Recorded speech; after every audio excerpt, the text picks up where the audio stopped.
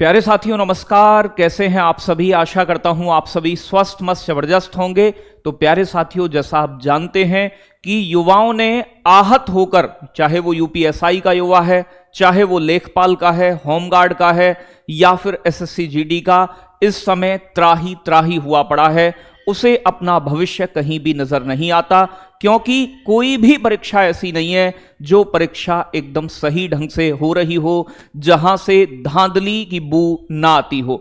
तो प्यारे साथियों, आप जानते हैं कल कैंडल मार्च हुआ था आपके प्रयागराज में, और कैंडल मार्च में हजारों की संख्या में युवा अपना विरोध दर्ज करने के लिए और अपनी मांग कि भाई उसे एक ऐसा फेयर एनवायरनमेंट चाहिए जिससे कि वो कम से कम अपनी साल 2 साल 4 साल की जो जवानी बर्बाद करता है परीक्षा की तैयारी करके, उसका कुछ निष्कर्ष निकले। कम से कम उसे एक बार मौका तो मिले कि वो एक फेयर एग्जाम में बैठा, चाहे वो अपनी गलती की वजह से, अपनी कमी की वजह से फेल हो जाए, लेकिन जहां वो दलालों की वजह से फेल हो रहा है या उसकी नौकरी नहीं लग रही, उसके बूढ़े माँ बाप देख रहे हैं कि बेटा कब तेरा नंबर आएगा, कब हमारे सपने, कब हमारी उम्मीदें पूरी होंगी, तो दूर दूर तक उसे कोई राह नजर नहीं आती और वो बार बार टूट जाता है। तो साथियों, कल जो आपकी भीड़ उमड़ी थी प्रयागराज के अंदर, आप सभी ने उसमें पार्टिसिपेट किया और एक सही और कानूनी तरीके से अपनी बात रखने का और अपना जो आपने प्यारे बच्चों अपना जो विरोध है वो दर्ज कराया, उससे सरकार के कानों तक बात पहुंची है।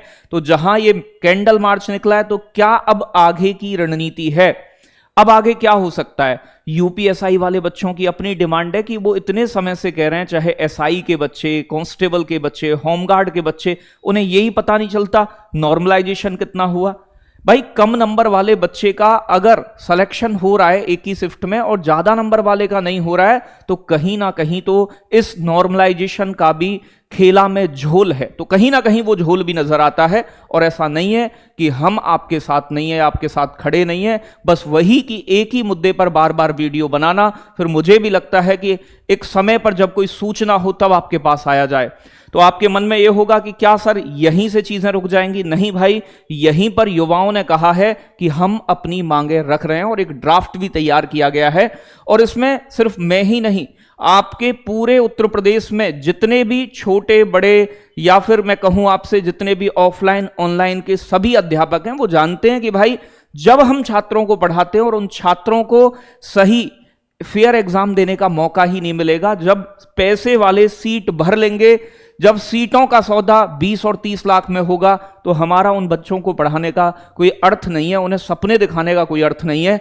तो प्यारे बच्चों, यहां पर 12 जून को लखनऊ चलो का आह्वान किया है युवाओं ने। तो 12 जून की डेट प्यारे बच्चों एक संकेत है योगी जी के लिए भी और बाकी उत्तर प्रदेश के लिए भी युवाओं का कि भाई इनकी जो जायज मांगे हैं या जो ये छात्र चाहते हैं, कम से कम उन्हें सुना जाए और उनका निष्कासन किया जाए। क्योंकि जब लोकतांत्रिक देश में आप पैदा हुए हो तो अपनी चुनी गई सरकार से अपनी जायज मांगे रखना प्यारे बच्चों कहीं गुनाह नहीं है, ये कोई जुर्म नहीं है। और हम वही काम कर रहे हैं, आप सब वही काम कर रहे हो। जबकि आप देख रहे हो कि एसएससी जीडी में पूरी की पूरी लैब प्यारे बच्चों आपकी व्यवस्था देख रहे हो, जहां छात्रों ने उपद्रव किया है। क्यों किया है? मजबूर होकर।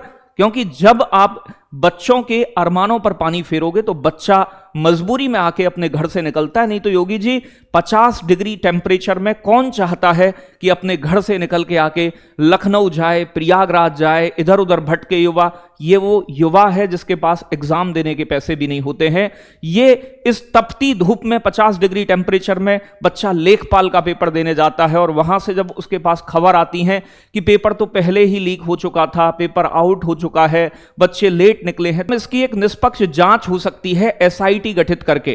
तो योगी जी इन चीजों पर विशेष रूप से आपसे निवेदन है कि ये युवा बेरोजगार हैं, इनके मां बाप की एक उम्मीद है ये, तो कम से कम इन युवाओं को फेयर एग्जाम सिस्टम मिले। और यही बात आपके पास तक पहुंचाई जा रही है। लगातार ये युवा बैठे हैं जाकर धूप में। ये बच्चा है बहुत दिन से मेहनत कर रहा है यूपीएसआई के लिए कि स्कोर कार्ड तो जारी कर दो, हमें कम से कम पता तो चल जाए कि आखिर चीजें चल के आ रही हैं, किस शिफ्ट में कितना नॉर्मलाइजेशन मिला है। क्योंकि नॉर्मलाइजेशन के खेल में भी बड़ा झमेला है।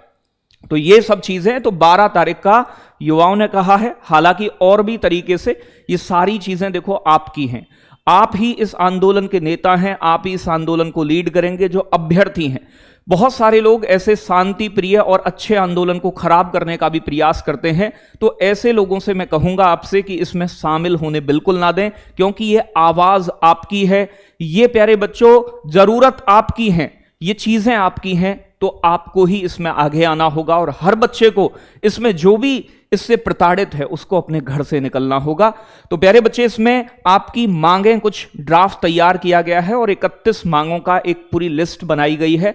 इसे बच्चे और भी साथी यानी कि भेज भी रहे, हमारी तरफ से भी ये मुख्यमंत्री कार्यालय को और बाकी जगह भेजी जा रही है, तो आप भी स्पीड पोस्ट कर सकते हैं, मैं टेलीग्राम पे इसे डाल दूंगा।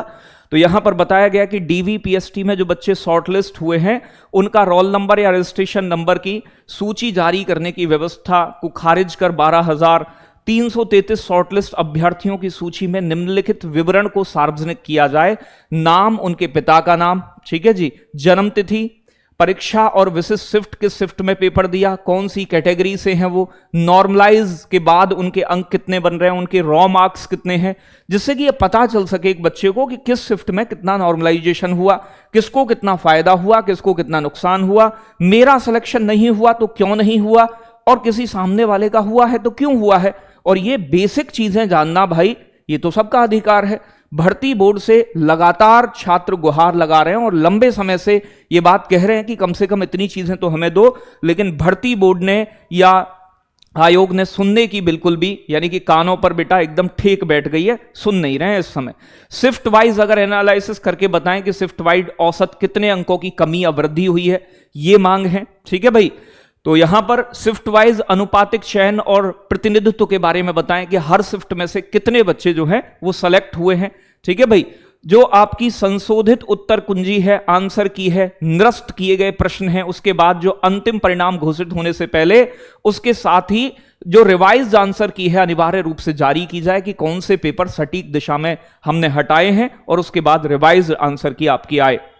ये सारी डिमांड्स हैं आपकी, केवल इसमें यूपीएसआई की नहीं है, होमगार्ड और कांस्टेबल वाले बच्चों के लिए, क्योंकि प्यारे बच्चों ये भी बच्चे उसी चीज से प्रभावित होते हैं, नॉर्मलाइजेशन से, और वेटिंग लिस्ट का प्रावधान कोई भी नहीं है। अगर वेटिंग लिस्ट की बात करूं तो मान लो 60,000 वैकेंसी आई, 5,000 बच्चे ज्वाइन नहीं किए, तो ये फिर 55,000 की ज्वाइनिंग कराते हैं। तो वेटिंग लिस्ट, जब वो बच्चे पेपर पास किए हैं और सीट फुल नहीं हो रही है, तो वेटिंग लिस्ट की भी व्यवस्था हो, इसके ऊपर भी बात की गई है। वहीं के वहीं जो लेखपाल वाले बच्चों का सबसे बड़ा दर्द है कि लेखपाल में जो परीक्षा में धांधली हुई है उसकी उच्च स्तरीय जांच होनी चाहिए और दंडात्मक कार्रवाई। तो लेखपाल की परीक्षा में धांधली को लेकर, नकल को लेकर, भ्रष्टाचार को लेकर एसआईटी का गठन हो या न्यायिक जांच कराई जाए और दोषियों पर कड़ी कार्रवाई की जाए, ताकि आगे ऐसा दोबारा करने से पहले सोचें। ऐसा नहीं है हमारे देश में कानून नहीं है, कानून तो है, नकल माफियाओं के लिए कानून बनाए, लेकिन नकल माफिया जमानत लेकर फिर बाहर आ जाते हैं अगर कोई पकड़ा भी जाता है। तो भाई इन पर ऐसी कार्यवाही हो कि ये मिसाल बन जाए कि आगे से कोई पेपर लीक करने से पहले 50 बार सोचे। देखो, केवल और केवल आप ये सोचो कि पीएम बदल दो, सीएम बदल दो, सिस्टम में सुधार आ जाएगा। केवल 2 व्यक्तियों का काम नहीं है, पूरे सिस्टम में दीमक लग चुकी है।